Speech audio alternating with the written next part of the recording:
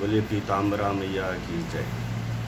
सावन का बहुत ही पुनीत पर्व चल रहा है और आज का जो विषय है बच्चों के लिए भी है और उन माता पिता के लिए कि जो अध्यात्म और भगवान शिव के द्वारा हम समस्त मानव जाति का कल्याण होता है। और ये पर्व वर्ष में एक बार आता है।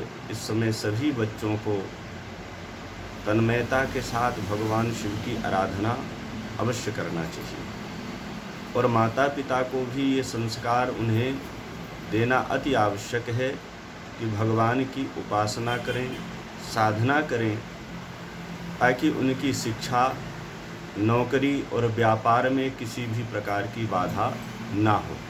भगवान शिव कैसे हैं? तब तत्त्वं न जानामि कीदृशोऽसि महेश्वरा यादृशोऽसि महादेवा तादृशाय नमो नमः। भगवान शिव एक ऐसे तत्व हैं जिनको जानना तो मानव के लिए बड़ा कठिन है, फिर भी जितनी हम आराधना करते हैं, सेवा करते हैं, चिंतन करते हैं और ये भी नहीं कर पाते तो उनको नमस्कार अगर करते हैं, नमन करते हैं, तो भी भगवान शिव की कृपा हम पर पूर्ण रूप से प्राप्त होती है। क्योंकि शिव का मतलब है कल्याण और भगवान शिव सभी का कल्याण करते हैं। इसलिए बच्चों को अति आवश्यक है कि अपने माता पिता की बातों को मानें और उनकी बात के अनुसार भगवान की आराधना करें, अन्य चीज़ों विषय में ना भटकें। क्योंकि जब तक आपकी शिक्षा, आप अध्ययन में हैं और 12वीं तक अगर आप निरंतर अध्ययन में हैं तो अपने माता पिता के ही अनुसार कार्य करें। तो हमारा विश्वास है और ये हमारा अनुभव है कि आप अपना लक्ष्य भटक नहीं सकते, अपितु आपको लक्ष्य की प्राप्ति निश्चित ही होती है।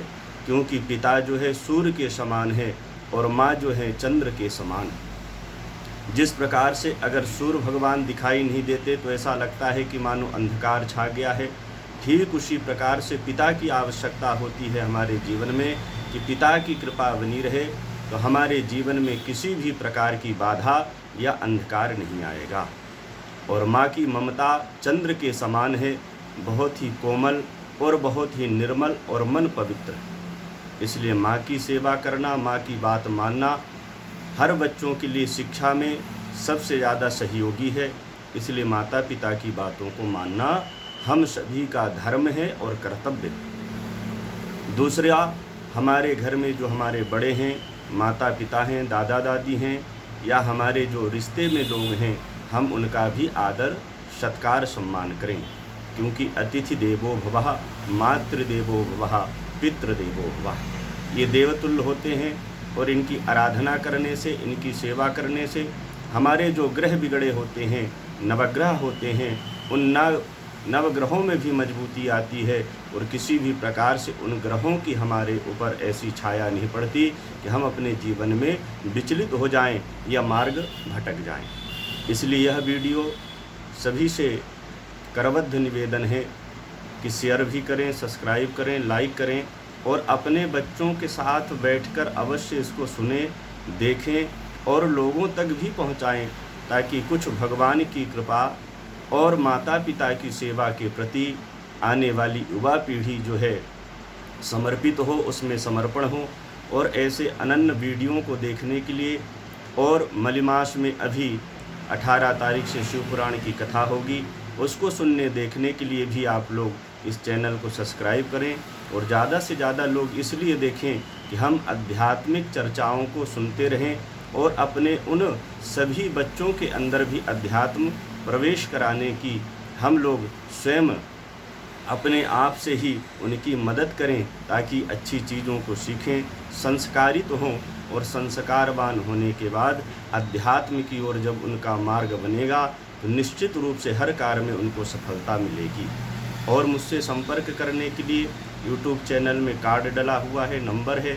अगर किसी को लगता है कि ज्योतिष, वास्तु, यज्ञ, अनुष्ठान, भागवत कथाओं के लिए संपर्क करना है या कोई बात करना है तो आप लोग निसंकोच रूप से डायरेक्ट हमसे बात कर सकते हैं।